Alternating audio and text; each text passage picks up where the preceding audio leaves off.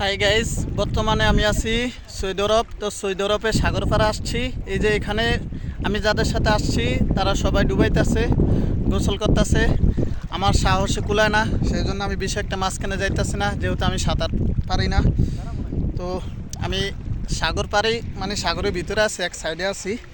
তো আমি এখান থেকে চাইলাম একটা ভিডিও করি আপনাদের জন্য, দেখাই সৌদি আরবের সাগরের কী অবস্থা। আর এই জীবনের প্রথম সাগরে নামলাম, নামার পরে এখানের পানি যখন আমার মুখে লাগে তখন আমি টের পাই যে লবণাক্ত কত। সবসময় শুনে গেছি সাগরের পানি অনেক লবণাক্ত থাকে, তো আজকে প্রমাণ পেলাম। তো এই সাগরের পানি দিয়ে কিন্তু আমাদের লবণ তৈরি হয়। তো সবসময় যাতায়াত করছি নদীর পানি দিয়ে, নদীতে। তো জীবনে প্রথম সাগরে আসলাম, সাগরে নামলাম, খুব ভালো লাগতেছে, খুব এনজয় করতেছি। তো আমি যেই সাগরে দাঁড়িয়ে আছি এটা হচ্ছে সৌদি আরবে। আমরা মদিনায় গেছিলাম জিয়ারতে, আমরা সেখানে 3 দিন ছিলাম। তো আমাদের ড্রাইভারটা খুব ভালো, তো উনি বলছে যেহেতু যাবেন আমি আপনাদেরকে সাগরে পার দেখে নিয়ে যাই। তো উনি নিজের থেকে আমাদেরকে সাগরে পাড়ে নিয়ে আসছে।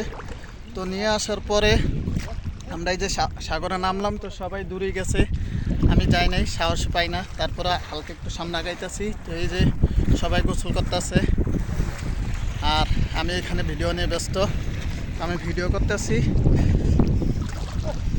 এই হচ্ছে বিষয়, যে দেখেন সবাই কীভাবে এনজয় করতেছে, এই যে গোসল করতেছে। আর এই পানিগুলো খুব লবণাক্ত, এই যে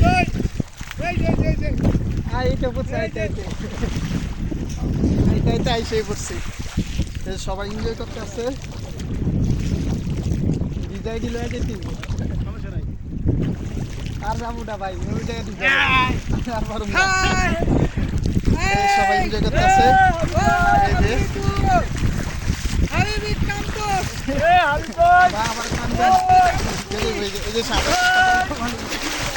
পানি অল্প,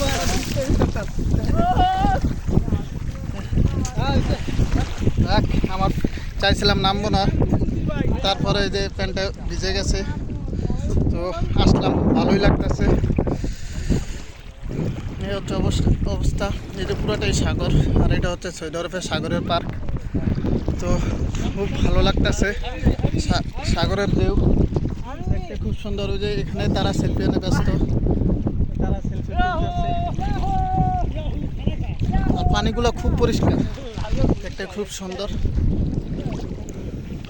তো আপনারা যারা সৌদি আছেন, আপনারা যদি অবসর সময় পান কাজের ফাঁকে, আমি রিকোয়েস্ট করবো আপনারা সাগর পাড়ে আসেন, একটু ঘুরে যান, আপনাদের কাছে খুব ভালো লাগবে। এটাই আমি আপনাদের কাছে রিকোয়েস্ট করলাম। আজকের মতো এখানে ভিডিও শেষ করতেছি। সবাই ভালো থাকবেন, সুস্থ থাকবেন, আল্লাহ হাফেজ।